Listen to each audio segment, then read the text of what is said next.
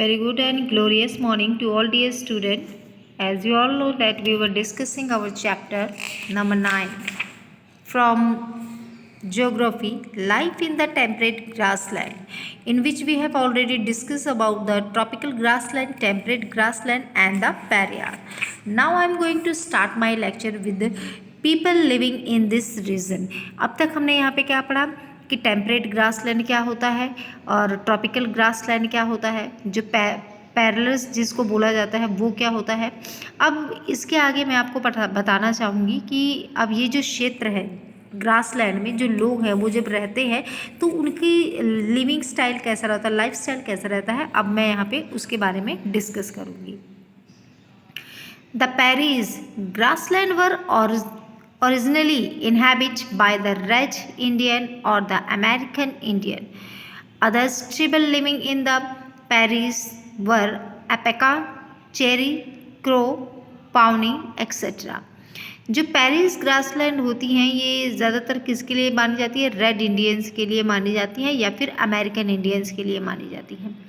ठीक है, और इसके साथ साथ यहाँ पे बहुत सारी आदिवासी की जो जातियाँ पाई जाती हैं जैसे कि अपैचे हो गया, क्रे हो गया, क्रो हो गया, पावनीज हो गया, ये कुछ ऐसी हमारी जो है आदिवासी जातियाँ हैं जो इसके आसपास पाई जाती हैं। At present most of the people who are settle here are migrate Europeans and their descendants. और एट प्रेजेंट में अगर हम बात करें इन पैरिस के आसपास जो लोग रहते हैं उनकी, तो हम यहाँ पे देखते हैं कि यूरोप से जो लोग आए होते हैं, यूरोप छोड़ करके माइग्रेट होकर के आए होते हैं, ज़्यादातर वो लोग जो होते हैं पैरिस के आसपास रहते हैं और या फिर उनके जो आगे वंशज हैं वो यहाँ पर रहते हैं, जो आगे उनकी पीढ़ियाँ आने वाली हैं वो वहाँ पर रहती है। This region is sparsely populated and the peoples are very hard working. ये यहाँ पे क्या है कि जो पॉपुलेशन है ये काफ़ी जैसे कैसे स्प्रे आप करते हैं तो स्प्रे क्या होता है पूरा एकदम छिटा जाता है, जैसे होती है ना कोई चीज़ बिखरना होती है, तो यहाँ की जो पॉपुलेशन है क्या है वो एक बहुत ज़्यादा नहीं है, काफ़ी बिखरी हुई है, काफ़ी कम पॉपुलेशन है यहाँ पर। और जो लोग यहाँ पे पाए जाते हैं इन पैरिस में वो कैसे होते हैं, काफ़ी ज़्यादा हार्ड वर्किंग होते हैं। The major occupation in the prairies grassland are farming and cattle rearing. जो मुख्य व्यवसाय इन पैरिस में पाए जाते हैं वो क्या है, खेती और पशुओं का चरना। Wherever the average annual rainfall is measured than 50 centimeter, extensive agriculture is wild practice। यहाँ पे अगर सालाना मौसम की बात की जाए, वर्षा की बात की जाए, तो यहाँ पे जो बारिश है वो 50 सेंटीमीटर के आसपास पड़ना शुरू होती है और जो एग्रीकल्चर है वो यहाँ पर क्या है, सबसे ज़्यादा प्रैक्टिस या फिर की जाने वाला व्यवसाय के तौर पे जाना जाता है। The modern scientific methods of the cultivation are used to grow crops in a large scale.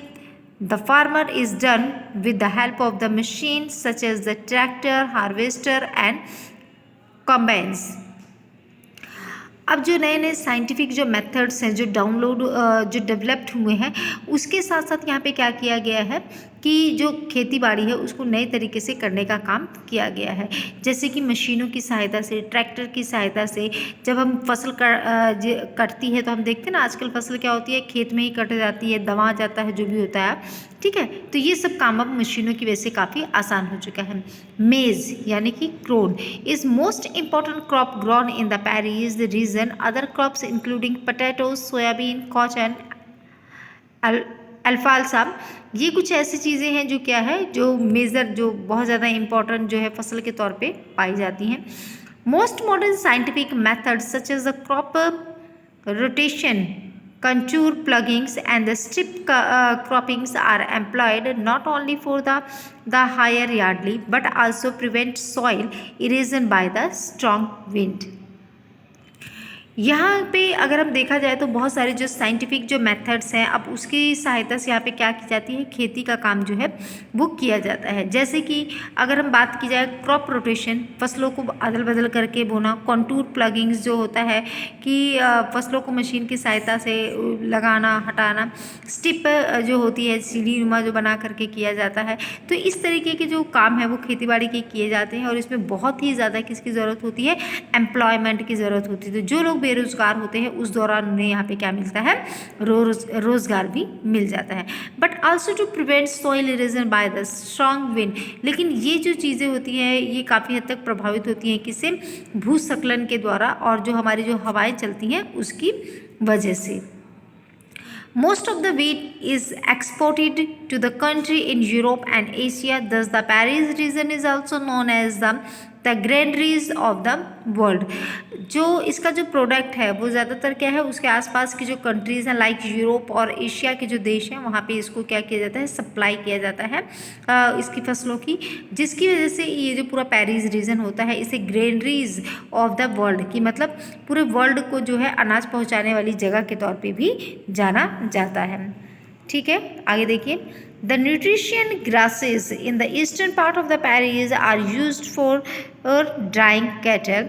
The dairy farming belt extend from the Great Lakes of the Atlantica coast. अब अटलांटिका कोस्ट के आसपास की जो जगह होती है जहाँ पे बहुत ही कम मात्रा में जो है घास पाई जाती है, उस पूरी जगह का जो है इस्तेमाल किसके लिए किया जाता है, डेयरी फार्म बैठाने के लिए किया जाता है, जहाँ पे पशुओं को रखा जाता है। ठीक है, और उनका जो दूध होता है उसे वहाँ से सप्लाई किया जाता है। The dairy farms are mostly located near big cities. The number of the food processing unit have been established in the prairies and these are based on the dairy farming and the large scale production of crop.